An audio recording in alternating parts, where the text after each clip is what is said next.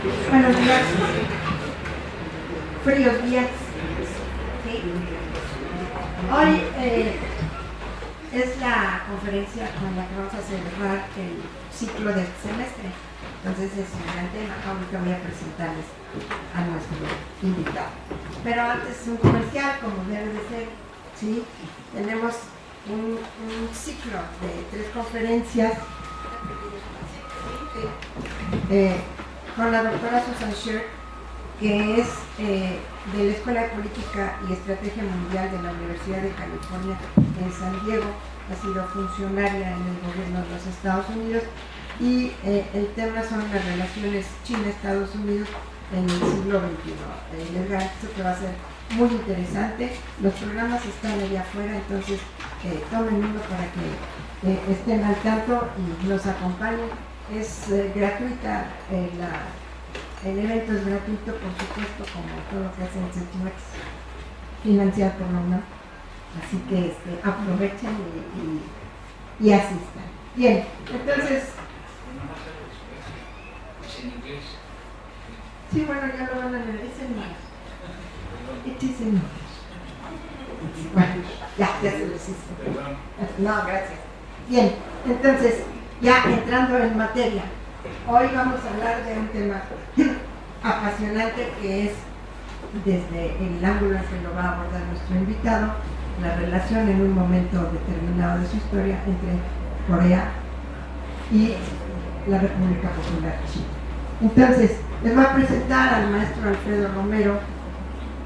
Es licenciado en Ciencias Diplomáticas por la UNAM, maestro en Estudios Asiáticos por la Universidad de Hanguk de Estudios Internacionales en Seúl, en la República de Corea, y es candidato a doctor en la Facultad de Ciencias Políticas y Sociales de la UNAM.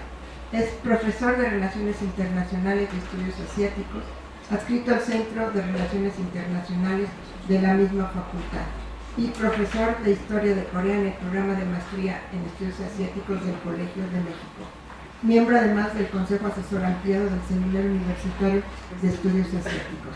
Es desde luego autor de muchísimas publicaciones sobre el tema asiático y coreano, y no los voy a mencionar aquí, porque lo que queremos es darle el espacio a él para que hable. Es un maestro conocido nuestro desde hace muchísimo tiempo, y maestro, le agradecemos muchísimo su presencia aquí y le damos la palabra. La mecánica que solemos desarrollar es que usted hable alrededor de 45 minutos para después darle la palabra al público y que tengamos una discusión interesante. Gracias, maestro. Adelante. Bueno, yo le agradezco más a Centimex, específicamente a la doctora Trápaga por esta oportunidad de estar aquí. Para mí eso es una reverencia, lo digo en el sentido real del término. Quiero decir, no me asumo como conferencista petulantemente enunciado como magistral, un término que verdaderamente creo que es muy riesgoso plantearlo, pero bueno, así se hace. Esto no tendrá absolutamente nada de magistral, porque son unas notas que he preparado en relación con la cuestión de, digamos, con el reencuentro de China y la península de Corea. Es básicamente ese el trasfondo. Pero antes de empezar quisiera hacer unas palabras preliminares para darles una idea un poco más precisa de quién soy y por qué estoy aquí. En realidad soy un especialista frustrado de China. Quiero decir, yo empecé, mi primera inclinación vocacional fue China.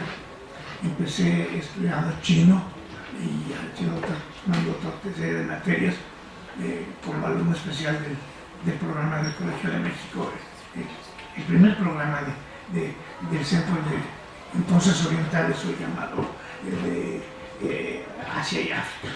Entonces, esto, desde luego, fue importante haber estado ahí, fue importante haber empezado a recibir las primeras primicias sobre lo que para ese momento, estoy hablando de 1965, lo que para ese momento era China, que desde luego pues distaba mucho de tener la consideración que actualmente tiene. México no tenía relaciones con China, sino con la República Popular, sino hasta mucho tiempo después. Las tenía con Taiwán en esa afección que duró algún tiempo, de la que, sin mayor sentido, le confirieron a Taiwán la representación de todo el pueblo chino. Entonces, esto fue importante. Pero, al mismo tiempo, a mí me empezó a gestar otro tipo de preocupaciones.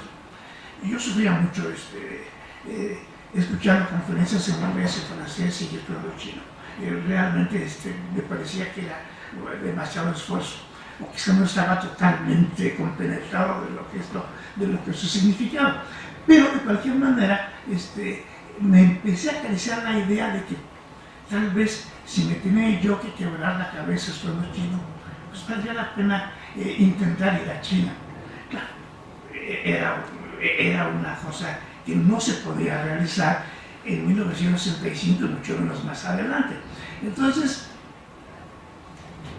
cavilando sobre cómo proseguir yo en esto, apareció Corea, la República de Corea, por un convenio que firmó el entonces rector Ignacio Chávez, que fue quien lo negoció, de intercambio con esta universidad en la que estudié, Hank. Entonces ahí encontré otra vertiente. Si bien me desligué de China en el sentido de estudio, no fue del todo, porque mi programa de posgrado era un programa de estudios asiáticos, no era un programa exclusivamente sobre Corea. Claro, incluía a Corea, pero también incluyó a China, también incluyó a Japón, también incluyó algunos otros temas del este y del sudeste de Asia. Entonces, esto para mí me dio una riqueza mucho más amplia de lo que podía haber tenido en México en aquel entonces. Al mismo tiempo también, visto a distancia esto, les podría decir que fue extraordinario haber intentado esta aventura, porque no solamente entré a Corea y en el momento preciso en el que la República de Corea estaba en ese tránsito de su transformación, que todavía no estaba a la vista, pero que hoy, 50 años después, vemos por una transformación verdaderamente asombrosa. Eso realmente creo yo que muy pocos investigadores sociales tienen la oportunidad de poder entrar a un campo de estudio en esas condiciones, ¿no? Entonces, pienso que esto fue importante. También fue importante, como ya lo mencioné, porque mi programa me permitió tener una visión más general de la región. Y esto creo yo que es lo que de alguna manera me ha marcado, porque yo tiendo a pensar en la región y no tanto en China, en Corea o en Japón. Admito que son entidades específicas, pero al mismo tiempo también siento que hay una base común de la que solemos olvidarnos. Si pensamos que el origen de la población mundial fue un origen de un flujo migratorio que salió de África hacia todas las direcciones del mundo, nos vamos a dar cuenta que realmente este proceso migratorio fue llevando asentamientos de población a muy diversas latitudes y fueron las bases de las que posteriormente se constituyeron lo que hoy denominamos China, Corea y Japón. Pero antes de eso debemos tener presente que hubo un flujo y reflujo de población y de influencias culturales y de toda índole por un periodo muy largo. Evidentemente China tuvo la capacidad por su territorio, por su propio proceso de integración, tuvo la capacidad de poder desarrollar tempranamente a Corea y a Japón de una entidad política más o menos integrada. Pero no fue el caso de Japón, no fue el caso de Corea tampoco. Hasta el siglo VII de esta era podemos encontrar como que ya se perfila de alguna manera lo que va a apuntar hacia la formación de Corea y lo que va a ser Japón. Pero también, sin olvidarnos de que tanto Japón como Corea son también producto de esos flujos migratorios y de una formación multiétnica. Hoy, coreanos y japoneses se asumen como ser una raza única y no es exactamente el caso. El caso de Corea, sus pobladores originarios llegaron por muy distintas vías y por muy diferentes corrientes migratorias del Asia Central. Fueron tribus nómadas que se esparcieron a través de todo ese territorio y se anclaron en la península coreana. Y esto explicará entonces también el proceso de integración y la formación misma de lo que hoy denominamos Corea, que desde luego parte de esta diversidad. Los japoneses también, lo que pasa es que ellos lograron, por razones también de carácter geográfico, aglutinar mejor a la población, pero también en el caso de Japón hay elementos de Manchuria, del Asia Central, hay elementos de la población originaria del norte de Japón, los Ainu, que son de otra estirpe étnica, los propios habitantes de lo hoy Okinawa, que tampoco entran dentro de la categoría de los pobladores del resto del archipiélago, y que desde luego están más, digamos, identificados con elementos malayos. Finalmente, diría yo, las lenguas también son otro elemento. Mientras el chino es una lengua distinta al coreano y al japonés, de cualquier manera, ya avanzado su desarrollo, la influencia y la impronta que dejó la escritura china, pues no se ha podido borrar, sigue ahí. En el caso de Japón es mucho más evidente. Ellos siguen cultivando todavía el uso de los caracteres chinos. En el caso de Corea no, pero eso no implica que no se pueda reconocer que por lo menos un 75% o más del vocabulario coreano sea de origen chino. O sea que entonces no se puede realmente disociar esta cuestión. Pero de cualquier forma, en la medida en la que fueron organizándose esas sociedades, pues fueron aglutinándose y formando hoy lo que son las entidades que conocemos. Y la última cosa antes de entrar en materia, como el título de la presentación lo señala, me voy a centrar justamente en la división de Corea y en el papel histórico que China ha representado ahí. Pero antes de proceder a explicar todo esto, quisiera hacer una pequeña acotación en relación con la división de Corea. El lugar común del que partimos todos, y lo digo porque mis estudiantes de ciencias políticas les cuesta mucho trabajo entender lo que yo explico, porque están plenamente convencidos de que la división de Corea fue, estrictamente hablando, el enfrentamiento de la Unión Soviética y de los Estados Unidos, y que a partir de ahí emanó todo. No voy a decir que no es un elemento que está ahí presente, nada más que es el último elemento. Ellos llegaron en 1945. Antes de eso hubo otras cosas más. Y eso es lo que yo quisiera también que se tuviera en consideración. No solamente los vínculos antiguos con China, sino también la huella que, por otro tipo de razones, el expansionismo colonial dejó en Corea y la fisura que infligió a la nación coreana. Yo he enunciado esto en un trabajo que por ahí está editado en un libro del Colegio de México como la unidad y la ruptura de la nación coreana. Y creo que es por ahí donde podríamos vislumbrar mejor el carácter de la división, que desde luego se empeora con lo que posteriormente fue el enfrentamiento soviético-estadounidense, y entonces, bueno, pues ahora sí, también es un elemento a considerar, pero vuelvo a repetir, eso es lo que más creo. Ahora, en este caso, yo me voy a centrar en lo que ha sido los últimos 60 años de historia de Corea, quiero decir, desde 1949 un poco hasta hace poco. Y desde luego también dentro de esto,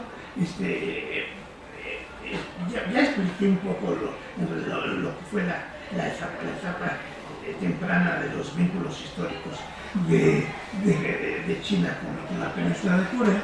Solamente sí quisiera dejar señalado que, a diferencia de Japón, el vínculo Corea-China fue mucho más estrecho.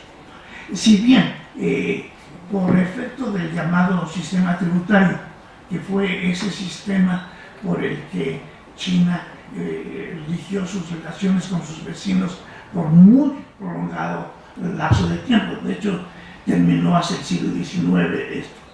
Pero claro, hay matices.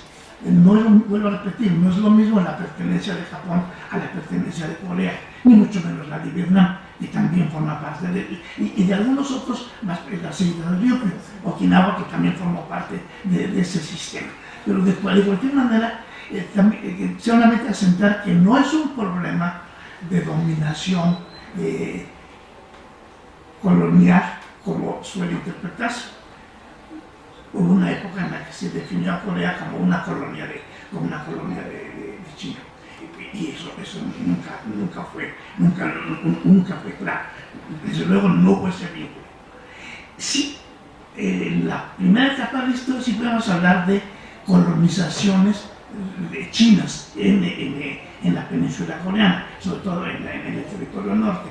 Pero esas colonizaciones fueron destacamentos militares, enclaves poblacionales que sí, desde luego, no significaron mayor cosa, porque en el momento en que se empieza ya a organizar la posible unidad política y territorial de Corea en el siglo VII con la dinastía que se escinde de los tres reinos, ya en ese momento sí podríamos precisar esto ya como el punto de partida, pero no sería exactamente otra cosa. Aclaro también que eso significó la pérdida territorial de lo que hoy es Manchuria por parte de Corea. La península coreana y lo que podríamos haber denominado Corea en aquel entonces ocupaba parte de Manchuria. Y esto, con la ayuda que China le dio al reino de Shilla para la unificación, pasó realmente a integrarse a China esta parte del territorio. O sea que entonces se quedó la península reducida a lo que es todavía actualmente, con el río Yalu como frontera y la península propiamente hecha. Entonces, señalando esto, quisiera señalar otra cuestión que creo yo también merece la pena que se conozca. Ese sistema tributario que terminó en el siglo XIX, en el caso de Corea tuvo una variante. China respetaba el estatus político de los miembros del sistema tributario, pero ya a finales del siglo XIX cambió un poco de actitud frente a todos los avatares que tuvo que pasar frente a la dominación colonial y frente a las presiones de Japón, y desde luego el auge de Japón, que empezaba a perfilarse ya como una potencia expansionista. Entonces ahí China decidió jugar a una última carta, olvidarse del respeto que tenía por la autonomía política del reino coreano y tratar de dirigir y de orientar el comportamiento que debería tener el reino de Corea. Algunos llaman a esto protectorado. Yo no les llamo porque el protectorado de alguna manera tiene otro tipo de información, pero de cualquier manera este elemento sí está ahí presente. Entonces aquí se genera otra cuestión, porque esa pretensión de China solamente termina con la guerra sino-japonesa, cuando ya finalmente China es derrotada, y entonces sí ya no le queda más espacio para actuar. Entonces de aquí se inicia prácticamente un desapego entre China y la República Coreana, que se va a encontrar a reencontrar en 1949. Pero en el ínterin, bajo la dominación colonial, se da también otro fenómeno de acercamiento y de participación conjunta entre chinos y coreanos. Me refiero, unos hicieron causa común con los nacionalistas, porque el gobierno nacionalista les permitió a los coreanos tener un gobierno en el exilio en Shanghái, y entonces esto llevó a muchos coreanos a trasladarse precisamente a China, y fueron los que muchos de ellos participaron en las acciones en contra de los japoneses llevadas a cabo por los nacionalistas. Pero del otro lado estaba también otro grupo, el de los comunistas, que sí también estuvieron codo con codo con los chinos en la lucha antijaponesa. Entonces, estas dos vertientes y el encuentro entre los nacionalistas, los comunistas con los patriotas coreanos, que desde luego eran gente que no podía vivir en Corea precisamente por sus posiciones nacionalistas, y consideraban que debería entonces estar más en un acuerdo con China. Como sabemos, finalmente los comunistas avanzaron más en su proceso de integración y de formación de la conciencia revolucionaria y la idea de la creación de una nueva China, que fructificó en 1949, pero quedó esto ya marcado.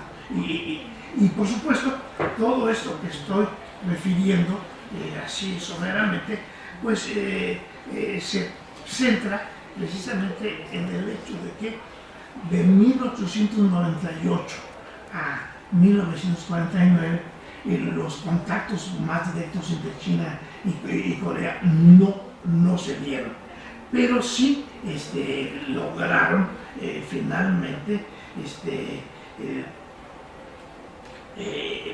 tomar otro rumbo cuando en 1945 un acuerdo militar, y subrayo lo de acuerdo militar porque no implicaba que la Unión Soviética y Estados Unidos habrían de permanecer indefinidamente en la península coreana, sino que simplemente fue una estrategia trazada a última hora en los acuerdos anteriores al final de la guerra que tuvieron el llamado grupo de las potencias aliadas, del que formaba parte la China nacionalista, que decidieron que tropas de la Unión Soviética y de Estados Unidos ocuparan la península coreana. No discuto aquí una serie de pormenores que hay ahí, si sirve el caso podemos volver sobre esto más adelante. Pero lo que sí es cierto es que ya una vez la ocupación, hecha la ocupación, y el desarme de Japón fue prácticamente inmediato, y de hecho no hubo ninguna resistencia, pues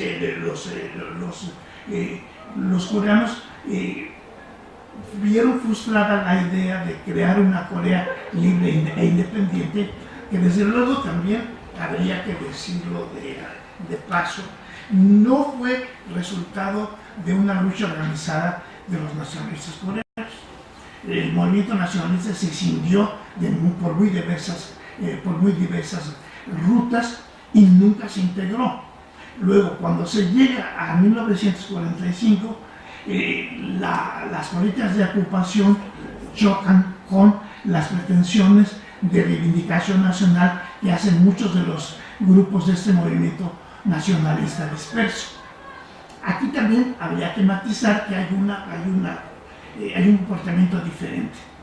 mientras Estados Unidos asume que es un gobierno militar y que a su debido tiempo los coreanos deberán tener una participación, los soviéticos por su lado le dejan un poco más y abierto el camino a los comunistas para llevar a cabo el inicio de la integración nacional. Y esto desde luego explica también por qué finalmente la causa comunista es la que tiene mucho más arraigo en toda la población coreana, y eso nos podrá explicar también por qué después Estados Unidos en su política decidió frenar ese tipo de situación, porque implicaba que de haber una Corea libre e independiente sería comunista, y eso ya para ese momento no lo aceptaba. Como desde luego aconteció lo mismo con China. Estados Unidos hablaron siempre de la pérdida de China, pero no perdieron nada, nunca tuvieron nada. Sin embargo, como sí ingirieron en el proceso, y sobre todo en la última parte del enfrentamiento de nacionalistas con comunistas, y claro, la balanza no se inclinó a su favor, pues terminaron diciendo que eso era realmente una pérdida. Y bueno, esa es una historia también muy complicada que no quisiera abordar más, porque nos llevaría a Estados Unidos, y espero que en la próxima conferencia que vamos a escuchar por ahí nos digan algo. Pero desde luego, entonces, a partir de ese momento también viene otra situación: la guerra. La guerra de Corea, insisto, también ha sido interpretada de una manera muy diferente. Se asume que las dos Coreas eran dos entidades políticas separadas, y que había muy poco espacio para poder mantener cierta convivialidad, y que la guerra finalmente pues era el resultado desesperado de lograr una unificación. Pero como se entiende, se tilda de agresor al ejército de Corea del Norte, porque efectivamente fue ahí donde se inició la guerra. Pero en realidad hay que entender que el problema coreano hasta ese momento era un enfrentamiento entre los coreanos, y tenía más carácter de una guerra de una guerra civil que de otro tipo de guerra. Entonces ahí era donde el problema radicaba, y naturalmente pues con ese atenuante pues ya sabemos que después hubo toda esa manipulación en Naciones Unidas, que permitió la llegada de las tropas de Naciones Unidas, que fueron una representación simbólica, porque realmente fue el ejército de Estados Unidos comandado por MacArthur el que llevó a eso. Entonces, a partir de aquí, pues ya se define que hay la existencia de dos estados. Desde luego, por razones de carácter político y por el hecho mismo de que China era vecina del norte, pues reconoce al norte. Pero el episodio de la guerra es también un poco discutible, porque no fue realmente un enfrentamiento en el que directamente estuviera involucrado China. Recuerdo como anécdota que hace algún tiempo mi extinto amigo y compañero Miguel Ángel Granados Chapán dijo en su programa de radio que China había sido la invasora de Corea. Y cuando yo la hablé por teléfono para decirle que no, me dijo, bueno, es que no me quedaba muy claro. Y dije, no te preocupes, a lo mejor Cazador se le va una liebre, así es que no era, pues que te quede claro que no podemos hablar de invasión de China. Lo que sí podemos hablar es de una reacción defensiva de China ante el embate que las tropas de Naciones Unidas estaban llevando a cabo en la frontera de China. Y eso fue la razón por la que China participó en esa guerra, fue la razón por la que China terminó también siendo parte del armisticio, posteriormente de la conferencia de Ginebra, donde se pretendió terminar con la guerra y se acabó abriendo la coyuntura para otra nueva guerra, ahora en Vietnam, también bajo la misma perspectiva. Entonces, ya visto esto, quisiera pasar ya a otra cuestión que me parece que es la que debo puntualizar. El acercamiento de China y Corea del Norte, como era obvio por razones de cómo se dio la división y posteriormente la colaboración en la guerra. Esas relaciones han oscilado mucho entre el acercamiento y el enfriamiento. Nunca ha habido mayor posibilidad de decir que China no ha estado del lado de Corea del Norte. Pero sí, muy pronto el gobierno de Corea del Norte descubrió que si podía equilibrar la presencia de la Unión Soviética y de China, esto podría ser mucho más favorable para su propia integración. Y entonces jugaron siempre esa carta. Entonces podríamos definir esto como, en unos momentos está más cerca de la Unión Soviética, sobre todo al principio estuvo muy cerca de la Unión Soviética. Después empezaron a estar más cerca de China, y así ha estado oscilando hasta ya en años recientes, en donde se ha perfilado mejor el carácter que esto hace. Pero el gobierno norcoreano ha tenido que sufrir las vicisitudes de los cambios internacionales. Todo iba muy bien entre China y Corea del Norte hasta que Nixon, Kissinger y ese acercamiento que se da con miras a normalizar las relaciones entre Estados Unidos y China,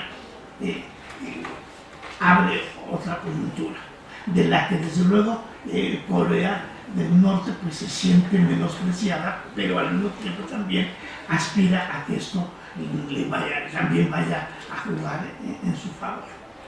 Por supuesto, el gobierno chino siempre se esforzó en hacerle patente a Corea del Norte que nada había cambiado, que era normal que pudiera buscar un reacomodo con Estados Unidos, pero que eso no significaba el abandono de sus posturas. Y así pareció ir realmente por mucho tiempo, hasta que ya entrada más adelante en la década de los 80, ahí se plantea otra situación. En un primer momento también se presentó la posibilidad de que hubiera cierto acercamiento con el sur, pero el sur, recalcitrantemente anticomunista, no era posible que pudiera haber un mínimo acercamiento con China, porque ellos estaban totalmente aferrados a la política anticomunista. Pero empezaron también a haber posibilidades de hacer comercio. Pero fue una coyuntura muy fortuita, pero finalmente muy importante. La organización de los Juegos Olímpicos de 1988. Ahí fue donde realmente se perfiló lo que iba a ser posteriormente el acuerdo y el acuerdo y desacuerdo con Corea del Sur y con Corea del Norte.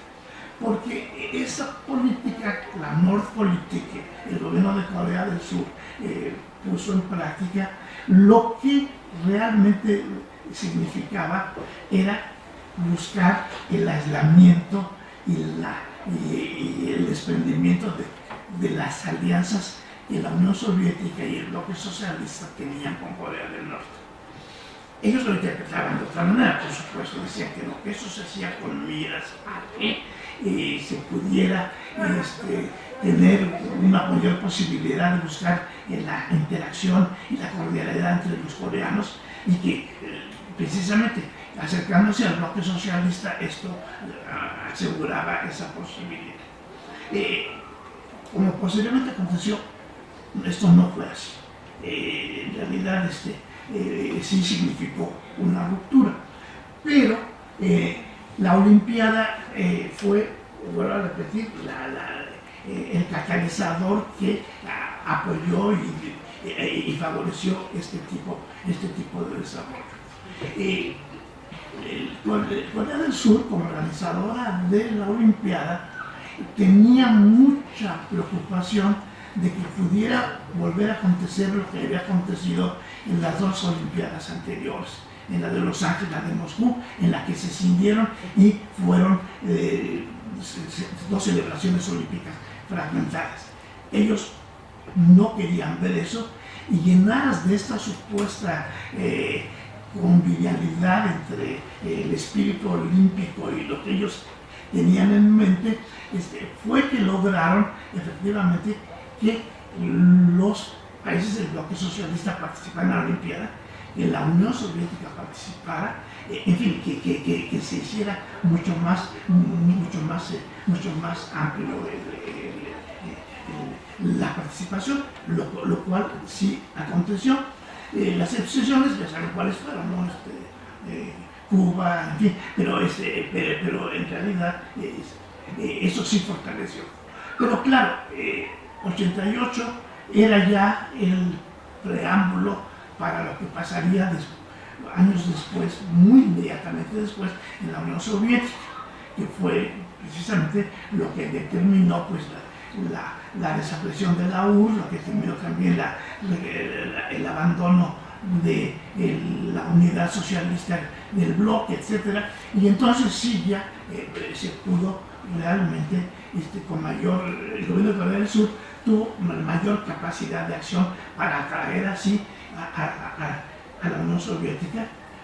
Gorbachev llegó incluso personalmente a conversar con el gobierno de Corea del Sur. En fin, se hicieron una serie de arreglos que marcaron el reconocimiento por parte de la Unión Rusa del gobierno de Corea del Sur, y junto con ellos ya previamente había habido otros países socialistas que habían hecho lo mismo. Evidentemente China no se podía quedar atrás frente a esta situación.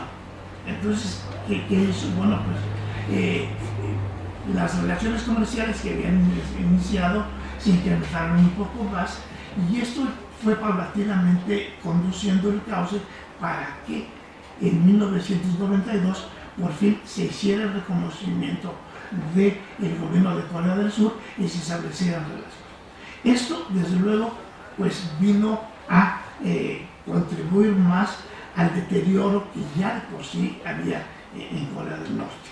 Y entonces ahí sí acabó minándose la capacidad de acción diplomática del norte con el antiguo bloque socialista, porque prácticamente pues empezaron a establecer relaciones con el sur. Y entonces, por eso es que insisto que la famosa Nordpolitik no fue realmente el intento por acercar a las Coreas, sino al contrario, por separar a Corea del Norte. Dicho eso, quisiera solamente marcar otra cosa que me parece importante.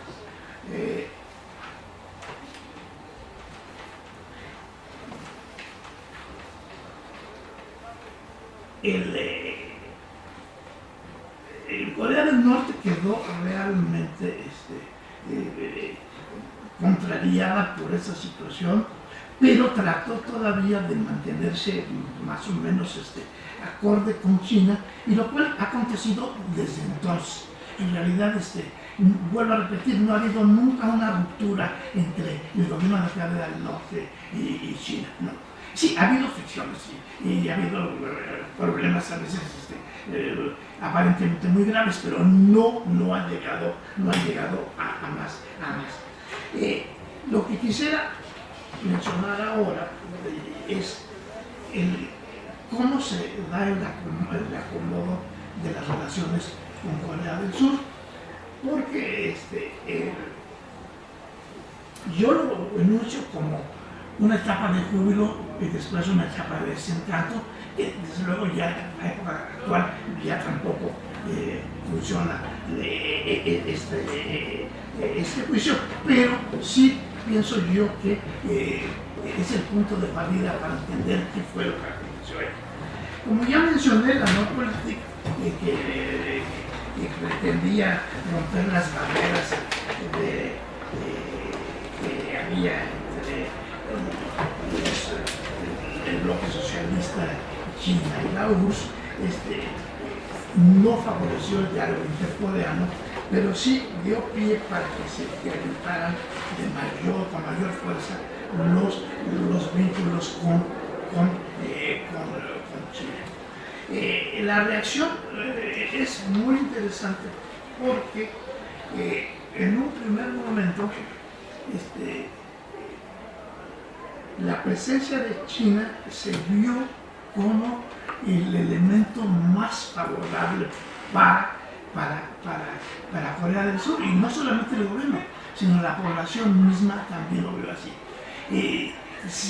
Hubo una euforia en torno al establecimiento de relaciones, pensando en las cuestiones populares, pensando que esto era un momento de reivindicación histórica que debió haber acontecido mucho más atrás, pero esto ya ofrecía la posibilidad de que se pudiera estar en mayor convivencia con China.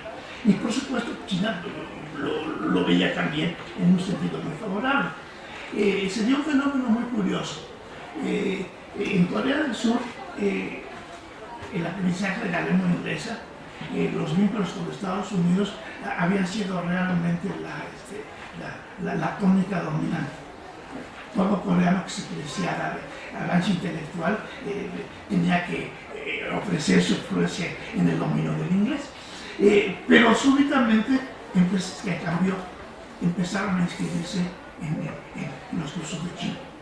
Los jóvenes iban a aprender chino porque esto representaba un reencuentro con la historia, y eso representaba también la posibilidad de poderse deshacer de la influencia de Estados Unidos, y sobre todo en el ámbito de los jóvenes era muy importante porque ellos más que nadie habían protestado por el apoyo que indirectamente dio el ejército de Estados Unidos para suprimir las proclamas democráticas que hubo en la provincia del sur, en Guangzhou, y que fue una masacre brutal en la que terminó aquello, y de ahí Estados Unidos perdió mucho de su reconocimiento. Entonces empezaron a trasladarse los estudiantes coreanos a estudiar a China. Y entonces esto también trajo aumentó más la concordia. Pero no se pudo realmente avanzar más. Sin embargo, no faltaron las expresiones cordiales y favorables a este respecto. Hubo un autor coreano por ahí que señaló que China y Corea han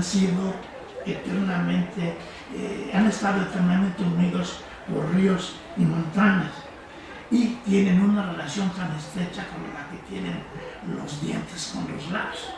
Luego entonces, los pueblos chino y coreano son compañeros de armas y comparten las buenas y las malas situaciones. Entonces, es decir, nuestros dos pueblos han forjado ejércitos con una profunda amistad que ha sido sellada con sangre, y desde luego eso significa mucho. Evidentemente, pues esto no dejará de ser también una declaración así un poco estentórea, pero desde luego refleja cuál fue ya previamente había habido indicios de atemperamiento también, eso lo olvidé mencionar, con el sur. China dejó de referirse a Corea del Sur como Corea del Sur y empezó a expresarla como República de Corea. Entonces ya eso fue. Y así hubo otras manifestaciones. Entonces, todo este impasse de concordia y demás,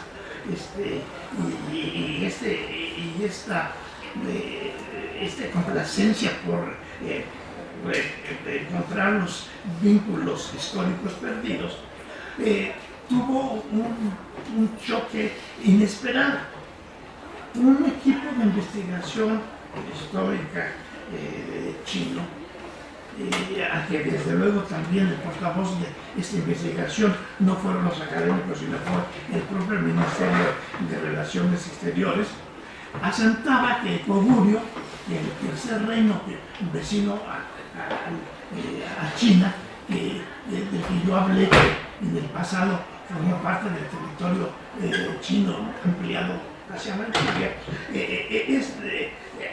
había sido, no era un reino coreano, sino había sido un reino chino, que había sido tributario de China y que ellos trataban de reivindicar esto como un elemento fundamental de su historia. Naturalmente, esto pues a los oídos de los coreanos del sur fue verdaderamente desastroso, porque no se podía aceptar que argumentos de ese tipo se pudieran realmente escribir. Pero, no obstante, hubo también quienes plantearon otra cuestión que me parece que puede también tener un cierto significado, que habría que revisar muy bien el curso del desarrollo histórico de ese territorio y entender que lo que yo planteaba en un principio, ¿no? Que en los orígenes de la historia era muy difícil precisar realmente qué era China y qué era Corea. Ya en términos contemporáneos y podemos entender ahora las especificidades, pero antaño no. Y en esta época, en la que desde luego era evidente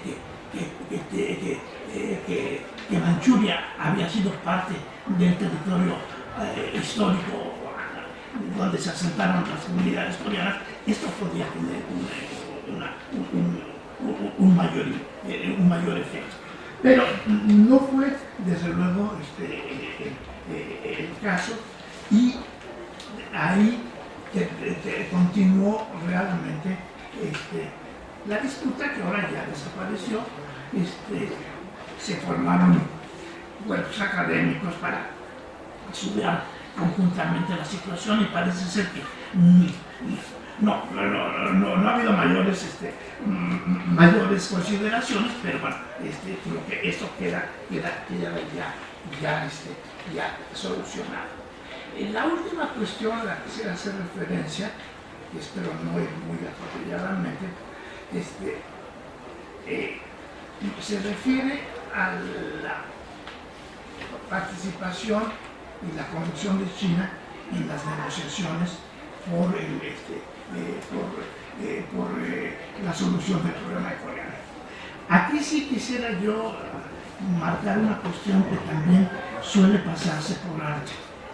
El hecho de que Corea del Norte fabrica o pretende fabricar una bomba atómica, y que horroriza y escandaliza a todo el mundo porque se salió del acuerdo de no proliferación de armas nucleares, y esto desde luego lo coloca al margen de la ley, pero en realidad habría que precisar que esto lo regular casi no se explica, que dentro del tratado de no proliferación nadie se ha desarmado, no ha habido realmente un avance en ese sentido. Tal pareciera que se trata de que no aumente el club de los países que tienen bombas atómicas, pero no de que se pretenda desarmar. Bueno, esta cuestión se pasa por lado las noticias, etcétera, siempre tipifican a Corea del Norte como el peligro nuclear. Y bueno, creo que esto también es tematizado. Pero claro, ante esto, pues las reacciones de Japón, de Corea del Sur, del gobierno de Estados Unidos, llevaron a esta ronda de pláticas multilaterales que, bueno, básicamente no han avanzado mayormente, pero mantienen de alguna manera el impasse de que es posible negociar un acuerdo para que Corea del Norte no produzca las armas nucleares. Pero lo que sí creo que hay que tener muy claro es que esta posición de Corea del Norte no debemos interpretarla como ilógica e incomprensible, porque hay que entender que por más de medio siglo Corea del Norte ha sufrido la intimidación de Estados Unidos. Basta recordar que durante la guerra de Corea los jefes y concretamente el presidente Truman amenazaron con hacer un ataque nuclear en contra de Corea del Norte. Y entonces esto creo yo que es un elemento que debe tenerse presente. Más aún, en el transcurso de la Guerra Fría hubo también armamento atómico en el caso del territorio de Corea del Sur. Ahora dicen que ya no está, y bueno, yo confío en que de veras eso sea así. Pero también esto violaba el acuerdo de armisticio y pareció no importar mucho el asunto. A esa lista de agravios se podría agregar muchos más otros, pero pienso yo que con lo que expresamente he mencionado se permite comprender por qué Corea del Norte considera, al igual que las demás potencias nucleares, que su seguridad solo puede ser garantizada con la posesión de armamento nuclear. Es decir, yo pondría esto y en esto para mí radica la razón por la que China ha aceptado que Corea del Norte se retirara del acuerdo de no proliferación, que en su territorio se lleven a cabo las negociaciones. Vuelvo a repetir, el tiempo pasa, la mesa está ahí, pero no, las discusiones no avanzan, pero lo que sí resulta realmente claro es que dentro de esa perspectiva, pues es necesario también volver a señalar algo que ha estado presente también en muchas de las discusiones, sobre todo entre las dos partes coreanas, de que el asunto de la división de Corea y de la posible reunificación queda única y exclusivamente en manos de los coreanos y no de nadie más. Pero evidentemente esto no pasa de tener un sentido meramente declarativo, porque el hecho real es que está la mesa puesta para esas discusiones. Vuelvo a repetir, son muy esporádicas. Yo creo que últimamente no ha habido nada. Lo que últimamente sí hubo, y ustedes lo sabrán mejor que yo, es que sí, aparte, hubo un enfrentamiento muy brusco entre representantes de Corea del Norte y Corea del Sur, arguyendo que realmente Corea del Norte estaba yendo muy más lejos, amenazando la seguridad de Corea del Sur, etcétera, etcétera. Pero últimamente, según lo que he visto por ahí, pues parece que ya entraron otra vez en otro tipo de acuerdo, que eso hay que tomarlo con mucha cautela, pero en fin, porque eso sigue oscilando siempre. Yo defino esa situación con un término en coreano, konmonsoda, que mientras se hace una pregunta en el oeste, en el este no hay respuesta. O sea, un diálogo de solos, eso es lo que realmente ha acontecido. Vuelvo a repetir, espero haber cubierto lo que me propuse. pongo a consideración de ustedes lo que he expresado. Les agradezco desde luego que hayan tenido la gentileza de venir aquí. Les agradezco a ustedes que después de un largo tiempo en el que no cumplí mi primera promesa, por fin estoy aquí y espero que haya sido para bien. Uno no puede ser después ni mártir, ¿no?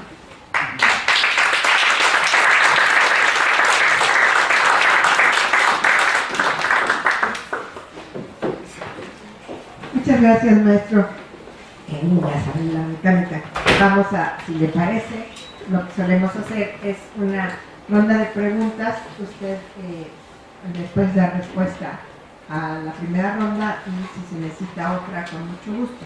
Entonces, recuerden que se identifican, nos dicen su nombre y de dónde vienen. Entonces, tengan algo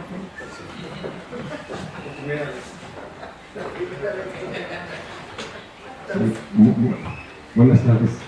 Me llamo Andrés Ruiz, soy periodista alternativo de medios alternativos de redes sociales, egresado de esta universidad. Soy abogado, pero soy buena gente, tengo que aclarar.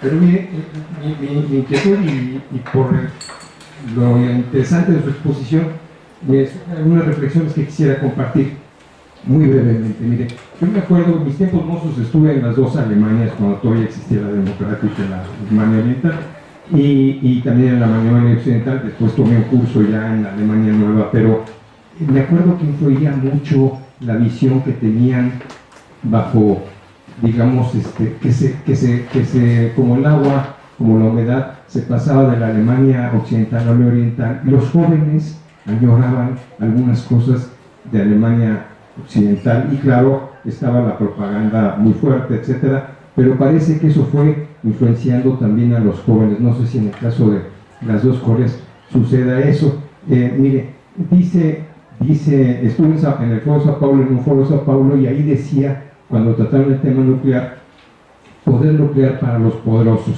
para los países pequeños no.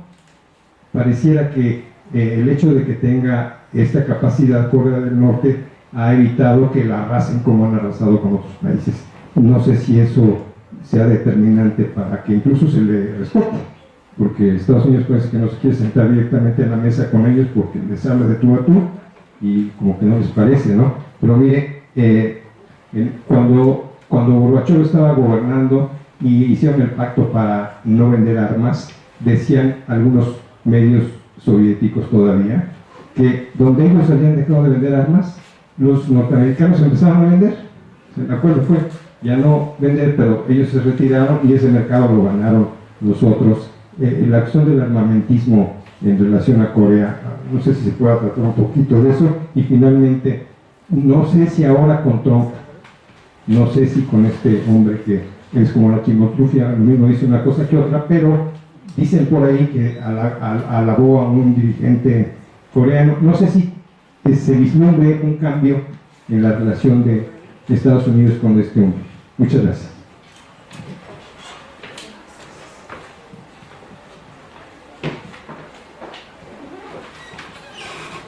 Félix Zurita, investigador interdisciplinario itinerante, nuestro colega Alfredo Romero. Mira, primero, también a mí, lógicamente, mi eje de investigación es China. Me gustaría que nos dijeras, después de esa guerra sino-japonesa 94-95, tengo entendido que Yuan Shikai, que después fue el primer presidente de la República de China, que quiso ser emperador, estuvo en Corea un tiempo. O sea, si sabes cuál fue el papel que jugaba. Luego, históricamente, a mí me aclaró esto que me decías, y por qué también esto de las dientes y los labios. Y las hambrunas coreanas han hecho que haya gente que se desplace de Corea hacia China, y actualmente en el tema que a mí me gusta siempre, que es no solo tánatos sino eros, también los campesinos chinos, siguiendo lo que hacen los campesinos japoneses, están comprando mujeres extranjeras, y en este caso son las de Corea del Norte, por eso hablo de los labios también.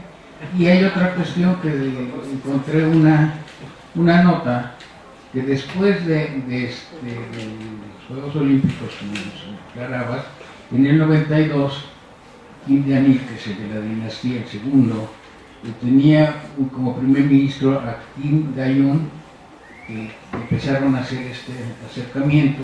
Tengo entendido que hicieron una zona industrial en la frontera donde trabajaban conjuntamente y que esto ya se terminó. Y también coincido contigo, o sea, si los del Consejo Permanente de la ONU son los principales fabricantes de armas atómicas, pues van a decir lo que es el colega, ¿no? Que no van a dejar que nosotros hagamos, ¿no? Pues te agradezco mucho, a ver si algo nos puedes. No hablo del tema de China, de la guerra patria, porque es muy complicado, pero sí hay hacia el hijo de Mao. Gracias. Bien.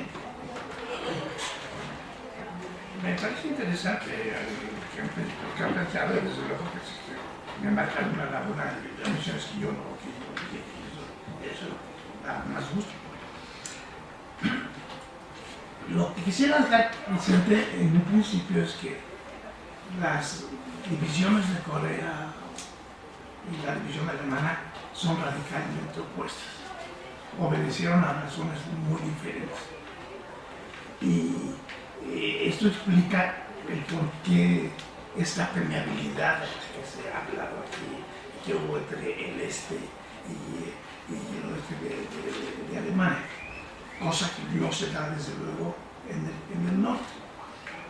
Cuando se unificó Alemania, hubo un seminario internacional para discutir realmente de qué manera el ejemplo alemán podría significar una vía para Corea.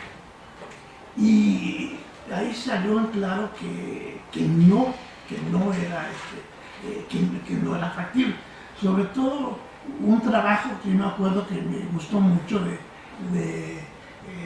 Han Sung-joon, que fue después ministro de Relaciones Exteriores en el gobierno de Kim Jong-un, el primer gobierno, digamos, democrático que hubo en Corea. Y fue ahí realmente donde él dijo que no, que era un error equiparar esto. O sea, lo que quiero decir es lo siguiente. Son distintas porque en Alemania fue un resultado evidente del final de la Segunda Guerra. En el de Corea sí se da la misma coordenada temporal, nada más que la división de Corea debe entenderse históricamente desde mucho más atrás. Desde la formación misma de la población en la península coreana, que vuelvo a repetir, son grupos nómadas que llegan de Asia Central y se establecen en la península. Y eso da un proceso de aglutinación y de conformación étnico-cultural que posteriormente, ya hasta el siglo XIII, pues se va a perfilar realmente como una verdadera unión étnico-nacional. Pero antes de eso no se puede tampoco aseverar. Y que dentro de eso también el sistema de un reino burocrático agrario como era el que funcionaba en Corea, que generó también una separación en estatus sociales muy pronunciado. A diferencia de China, donde realmente, es decir, nosotros hemos hablado de los mandarines como algo verdaderamente por encima de todo, pero no. La aristocracia que se creó en Corea era muy rígida, de forma tal que hay un divorcio entre la élite gobernante y el resto de la población. Y eso no se recompone sino hasta mucho tiempo después. Luego, la coyuntura de la dominación colonial. Ahí se rompe realmente la posibilidad de poder crear un movimiento nacional unificado. Nunca se da. Vuelvo a repetir, la llamada liberación de Corea no fue obra de los coreanos, fue efecto de ese acuerdo estratégico militar que permitió la entrada de las tropas soviéticas y de Estados Unidos. O sea, entonces, ante esta situación, podemos entender que hay una línea de demarcación, una tierra de nadie en la que no hay realmente ningún contacto entre unos y otros. La única ciudad que pertenece a Corea del Norte, pero que está en el territorio de Corea del Sur, porque así lo acordaron, es donde está Kaesong, la antigua capital, donde está Panmunjom, la línea divisoria, donde se llevan a cabo las negociaciones entre el norte y el sur. Pero realmente no hay más. Entonces, esto sí dificulta. Claro, me voy a reservar algo que va en relación con la pregunta de Félix, pero de cualquier manera no se puede hablar realmente de que haya esta permeabilización de la que sí hubo en Alemania, porque estaban juntos. Había un muro, pero no era un muro realmente, era una barda, independientemente de lo que implicó muchas cosas, y desde luego esto no interfería ni con las ondas hertzianas ni con nada. Acá no, acá está, tienen mecanismos ambos de que los canales de radio y de televisión no se escuchan en uno y en otro. Hubo casos en que sí, y esto también creo que lo podría reservar para la siguiente respuesta, pero vuelvo a repetir, no es para eso. Ahora, en el caso del armamento nuclear, pues sí, es claro que la respuesta de Corea del Norte es esta. Como país amenazado, pues la única posibilidad que tiene es precisamente la de armarse. Claro, eso implica muchas otras cosas, es decir, pero de cualquier manera ese es el camino por donde va, la situación. Y desde luego la otra cuestión con Estados Unidos, ahí ya, ese creo que es el punto crucial.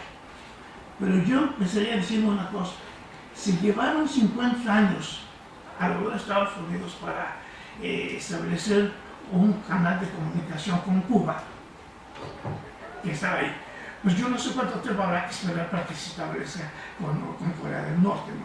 Es decir, Estados Unidos no está dispuesto a ello. Hubo atisbos, y esto también creo que hay que entenderlo.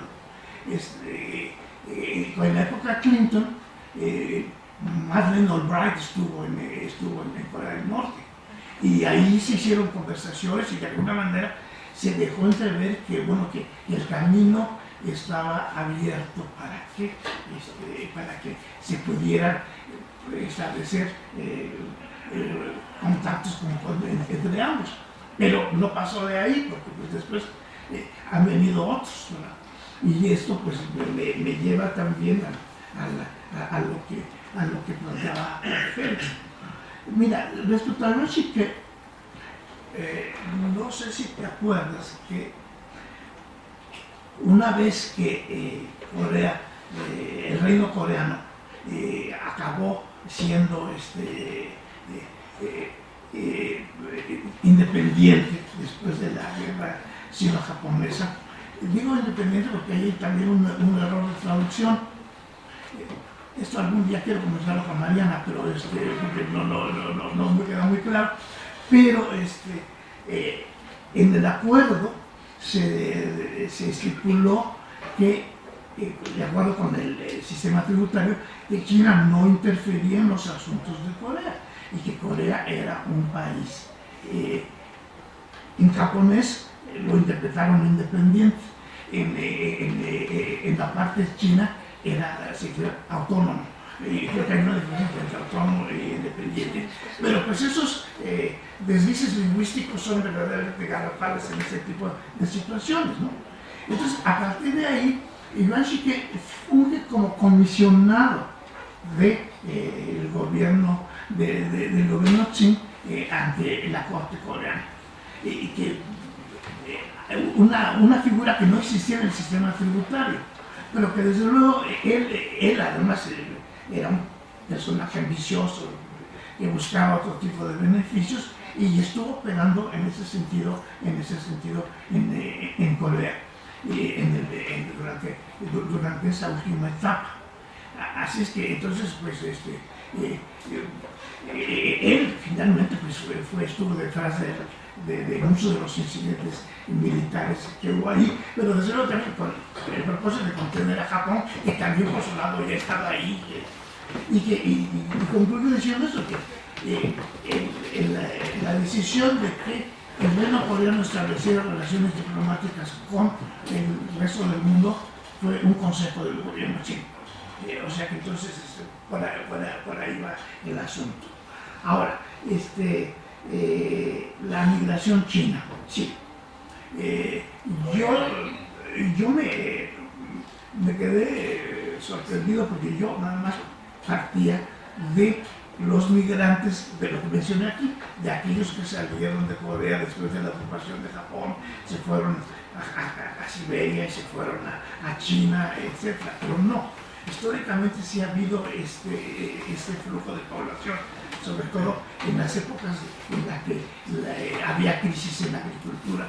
Muchos coreanos iban a estacionarse en China, y ese es el origen de la provincia de Yongbyon, que es mayoritariamente poblada por coreanos, por chinos, pero étnicamente coreanos, eso sí. Y lo de la Olimpiada y Kim Tae-jung, perdón, que no lo mencioné, y eso sí es importante, y que tiene que ver también con lo que se refiere a Estados Unidos. Efectivamente, cuando insisto en que es entre los coreanos donde debe hacerse esto, es de remarcarse esta situación, porque Kim Tae-jung logró concertar una visita a Corea del Norte, ya no con Kim Il-sung, pero sí con Kim Jong-il. Y esto fue una visita histórica porque realmente estableció la posibilidad de que pudieran establecer a través de estos mecanismos de cooperación, crear un ambiente favorable para discutir posteriormente la reunificación. Esto sí es muy importante tomarlo en consideración. Ahora, ¿qué pasó después? Bueno, eso se favoreció los acuerdos. De hecho, también esto podría de alguna manera diluir un poco lo que mencioné hace un momento, porque efectivamente la zona especial de industrialización que se estableció en Corea del Norte permitió que empresarios coreanos establecieran talleres, fábricas para emplear a coreanos del norte, pero de una manera muy controlada, porque el capital estaba ahí y la fuerza de trabajo era del norte, pero no había mayor interacción entre unos y otros. Por eso podría yo decir que no se observa realmente que pueda haber una posibilidad de que se enteren del norte o del sur cómo están las cosas. Es decir, lo hacen a través de Yongbyon, pero también esto tiene otro tipo de riesgo, ¿no? Pero la verdad es que no se puede recientemente hablar de que se permea esta información. No la hay. Lo que sí hay, y esto también habría que tomarlo bien en cuenta, es los que escapan de Corea del Norte y vienen después a acomodo en Corea del Sur. Y eso también ha planteado otro tipo de problemas, porque en realidad primero son ayudados, protegidos y utilizados como informantes de todas para calificar todas las monstruosidades que ocurren en ese país. Yo no las afirmo, simplemente me hago eco de esto, ¿no? Pero a la postre terminan también teniendo muchos problemas, porque son discriminados por la población del sur. Entonces, muchos de ellos terminan saliéndose de de Corea del Sur y ubicarnos en otros lugares. Recuerdo, por ejemplo, que en Buenos Aires hay los propios inmigrantes surcoreanos en Buenos Aires han contratado a muchos de esos norcoreanos para que trabajen en las empresas que ellos tienen en Argentina. Y hay en la zona rosa un restaurante que se anuncia como comida sino-coreana, que yo no he visitado, pero tengo muchas ganas de visitar porque puede ser que de veras haya algo por ahí pero fuera de esas cosas, pues no tengo nada. Pero este impas favorable para que se ventilara la reconciliación, se empezara a hablar de la reconciliación, de las dos historias se vino abajo en cuanto Bush entró como presidente.